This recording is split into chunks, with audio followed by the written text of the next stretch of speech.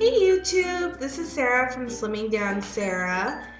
Today is March 18th, 2015. For those of you who don't know, today was my orientation date. So I got to sit for 2.5 hours to listen what the professionals said about the surgery. If you've done a ton of research, like I did a year's worth of research, you might know a lot of the information already. And then there's some information you may not know. So all in all, the information you do know, try to keep yourself entertained, listen anyways, because they may say something a little bit different from what you found. When I got there, you go in, you sign in with the receptionist, and you hand over the orientation paperwork that they gave you, that 20-page folder full of questions about everything you've done, everything. That took me several days to fill out. You hand it in before you even go into the appointment. And then they hand you a couple different papers. This is one of them. So it's just a small little pamphlet about the Roux-en-Y procedure. In Canada, you only have two choices. The Roux-en-Y is the #1 performed procedure here in Canada, Ontario. And the gastric sleeve is also occasionally done only if certain medical conditions or medications you have to take would prevent you from being able to have the Roux-en-Y surgery. You don't have a choice in it. It's up to your surgeon and doctors. So they also give you a page about welcome, what to expect in timeline frames, what appointments you will have to come up next after they assess your questionnaire and decide whether you're still eligible for the surgery. Basically the whole time they are assessing, are they good for surgery? So I'm going to give you a quick overview of what happened at the orientation. I'm not going to go into too much detail. If you want me to go into great detail, I have tons of notes, and I tried doing it. It was like a 20-minute video, or maybe more. So if you want the details, comment below. I will be more than happy to include them. I'll even make the video tonight, just in case. So you meet with 3 people: a nurse practitioner, a dietitian, and your social worker. They may not be the people you'd be meeting in later appointments. You may meet them and other people. The nurse practitioner, she talked about the risks, the goods, the bads, uglies. She talked about the pre-surgery testing that you may have to do. Everyone generally kind of does pre-surgery testing. It's to make sure that you're medically stable for the surgery. So from what I understand, there's not exactly a baseline of tests that you have to go through. It's patient to patient. The dietitian, they spoke about what foods do what for your body. They had a really great analogy. She compared you to a car. So basically protein is your frame, carbs are your gas, your burnable gas, and vegetables are your oil that keeps everything functioning properly. So that was a great analogy, I thought. Sorry. They told you about things they want you to stop doing, like drinking caffeine or carbonated beverages or alcohol. All 3 of them are stomach irritants. They're not good for you now. They're not good for you after the surgery. They want you to start building that habit of not having them. And if you're anything like me, and drink pop, having a pop addiction, it's going to take a while to get over it. So I would start doing that now. Same with the other 2. It's very difficult when you're addicted to the food, and it takes quite a long time and a lot of willpower and a lot of work on it mentally and being aware, which brings me to the next subject that I spoke about: mindful eating. So being aware of why you're eating, where you're eating, when you're eating, if you're eating out of habit, what your feelings are when you're eating, just everything that surrounds not even just eating process, but your feelings and everything towards the food, and if you're feeling satisfied. So they go over that, and that's definitely something you want to start doing now as well. I find the more changes you start making ahead of time, the likelihood of moving through this might be a little bit better. They'll take you seriously. They want to see that you are prepared for this. You are ready and making the changes. So they talked about OptiFast. For those of you who don't know, it's a shake you mix in water. You take it 4 times a day for up to 2 to 4 weeks usually before surgery. It's to shrink your liver so the doctors have an easier time to get at your liver. If you did research, you probably already know that. What I did learn, OptiFast costs roughly about $100 a week to take. So if you're planning surgery and you work part-time like me, start saving now. She also talked about the food stages, so the clear fluids, the full fluids, the puree foods, the soft foods, and then eventually onto your regular diet. She gave you the time frames of that. They also spoke about, stop drinking 30 minutes before eating and 30 to 60 minutes after eating. It can fill your pouch, it can flush down the food faster. It's just kind of something that it messes with you. And you may end up eating more because you're hungry sooner. So, they talk about the vitamins you'll be taking for the rest of your life. They also spoke about food journaling.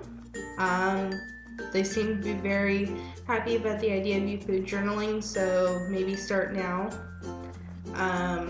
I'm definitely going to start back up. I was for a long while, and then I just got out of the habit of doing it, not enough time, making excuses for it. So, food journaling, being mindful about your food journaling. So, when you're eating, why you're eating it, how much of it you're eating, probably measure it out, make them greatly happy. They talked about how weight loss surgery success is measured in the percentage of excess body weight that you've lost, and not by the number on the scale. This is to set you up for success, because if you're fixating on that number and may never get to it, then you feel like failure. If you do get to that number, well, now what, right? So little baby steps. The social worker spoke about strategies for success. So food journaling is one of them. Finding ways to manage your stress alternatively, problem solving and goal setting. That's something everyone has to do anyways. Social support. Build your support team. Even if you're not going to tell very many people about the surgery, find those people that you do trust to tell them about it, and find those people that you feel that will root for you, that want you to succeed in life, in everything, whether you have the surgery or not. You're going to need that support throughout the whole thing, and especially after the surgery. I decided to be very open and public about my surgery, and this is because other people who were public and open about their surgery are the ones who even made me consider the option of the surgery. So I want to be able to help those other people out there who are on the fence about it, who think, well, it's probably not for me and I probably don't qualify and everything. They're the ones who prompted me to do the research and find out and decide for myself. They also talk about they'll be working with you to develop healthy eating habits before the surgery. You're not going on a diet, you are making these life changes. They want you to start making these changes beforehand so that you can carry them over into your world after the surgery if you are approved.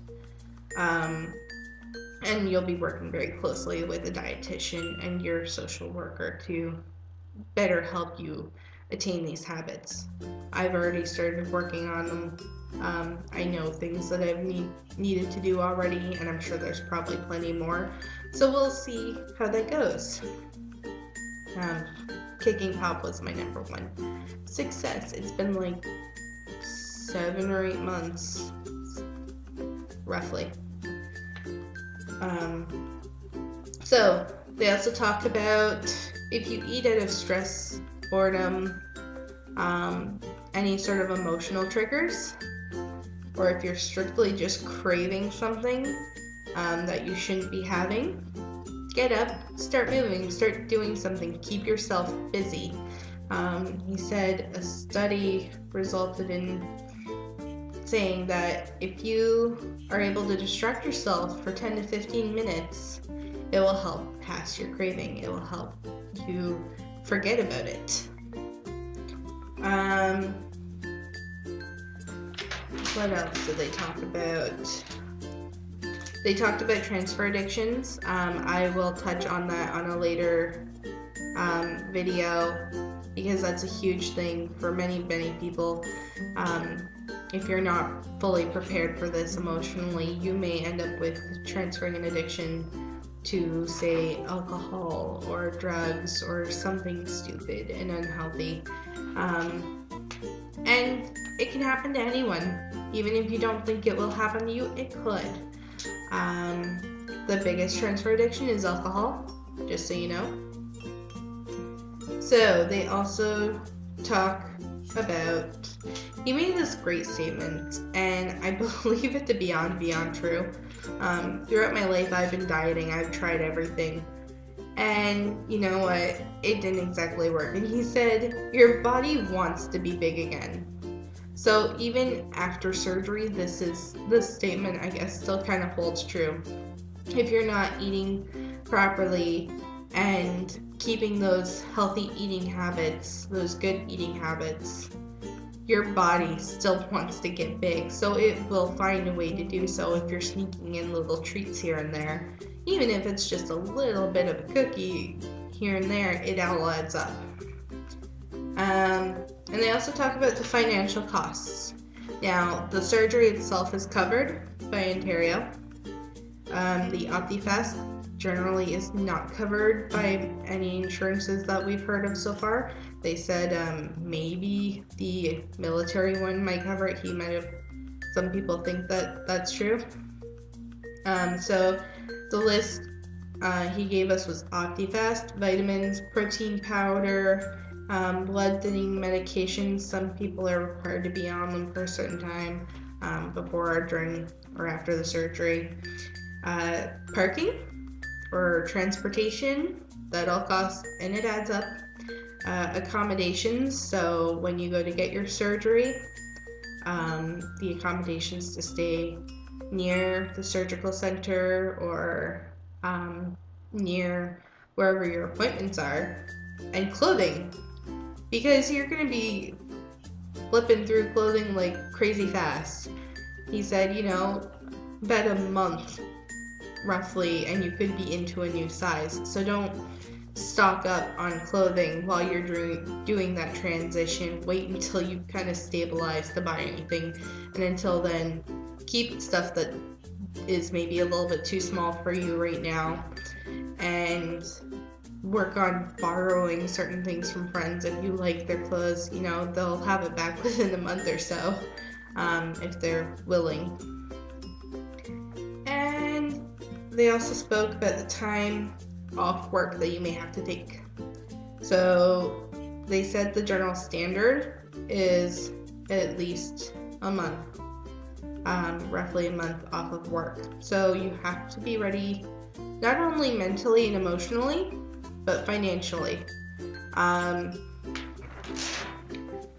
So those are just a few things they spoke about. It was some of it was new and interesting. Maybe I'll eventually start vlogging and actually go over every detail. Who knows? If you want to hear more about the orientation class, if you want to hear all the details. Please comment below. I will make that video for you, and I will see you again soon.